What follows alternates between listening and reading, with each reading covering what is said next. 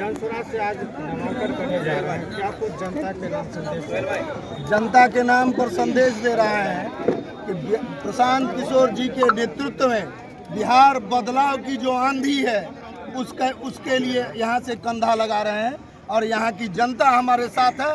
पूरी मधुबनी विधानसभा की जनता कंधा लगा रही है कि इस बार बिहार को बदलेंगे और मधुबनी विधानसभा को नवनिर्माण के दिशा में ले जाएंगे। ये इसका कृत संकल्प लेकर आज नॉमिनेशन करने जा रहे हैं। क्या लग रहा है मधुबनी विधानसभा में बदलाव होगा इस बार? पक्का बदलाव होगा। आप यहाँ उपस्थित जनसमूह को देख लीजिए, पूरी जनता हमारे साथ है और इस बार निश्चित रूप से मधुबनी में बरसों पुरानी जो जर्जर यहाँ की व्यवस्था है उसको उखाड़ फेंकने के लिए यहाँ की जनता कमर कस ली है। जैसा कि देखा जा रहा है कि मधुबनी में जाम का समस्या हमेशा से बढ़ते ही जा रहा है, जैसे कि अभी हम लोग आए हैं तो यहाँ भी जो है जाम ही जाम दिखा है। देखिए, आपको हम बता रहे हैं कि जाम की समस्या हम लोग लगाते हैं, उसमें प्रशासन की कोई गलती नहीं है और प्रशासन तो हमेशा चाहती है कि जाम, कुछ ट्रैफिक सेंस हम लोगों में नहीं है जिस वजह से जाम लगता है। हम लोग इसके दिशा में अवेयरनेस कार्यक्रम करेंगे, लोगों को समझाएंगे रोड पर खड़ा होकर के। दो चीज़ के लिए आप निश्चिंत हो जाइए, बजबजाती हुई नालियाँ और जाम लगती हुई सड़क, मैं खड़ा होऊंगा और शहर में ये दोनों व्यवस्था दुरुस्त कर दूंगा। ये आपके मीडिया के माध्यम से मैं वादा करता हूँ।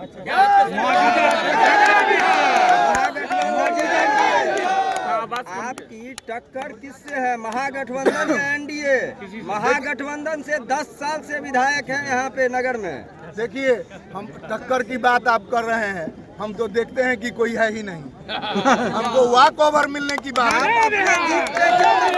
निश्चित है क्या? अपने जीत पर कितना % निश्चिंत है? 100% निश्चित है, जीतेंगे ही, ये कहते हैं आप।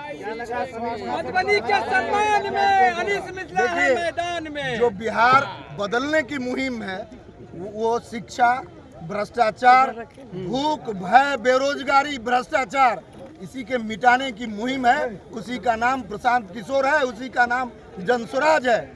अब तो पहले ही कहें कि उसी में कंधा लगा रहे हैं और कोशिश करेंगे कि आने वाले 5 सालों में, इन एक दिन में बदलने की चीज़ तो है नहीं, तो आने वाले 5 वर्षों में कम से कम भ्रष्टाचार से आप मुक्त होइएगा, भूखमरी से दूर होइएगा, लोग अपने पैरों पर खड़ा होंगे। अभी जो 5 किलो अनाज देके लोग को 10,000 रुपया देके बुला रहे हैं, पूछेगा नहीं आपके अनाज को।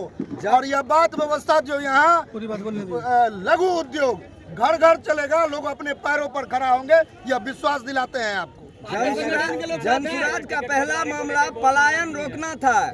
इस पे पलायन रोकने पे क्या मधुबनी जिला में आपसे यह उम्मीद किया जाए जो उद्योग लगने जा रही है मधुबनी जिला में? एकदम, क्योंकि जनसुराज का मुद्दा ही पलायन है। देखिए, हम आपको बता रहे हैं, मीडिया पर कह रहे हैं, एक दिन में और 2 साल में कोई बड़ा उद्योग, जैसे गुजरात में होता है कि वोट हमारे यहाँ से लेते हैं, 39 को सांसद जीत के जाते हैं, अब लगता है उद्योग, झूठ बात नहीं बोलेंगे और झूठ का ही सबका साथ, सबका विकास, वोट ठगने के लिए हम नहीं आए हैं।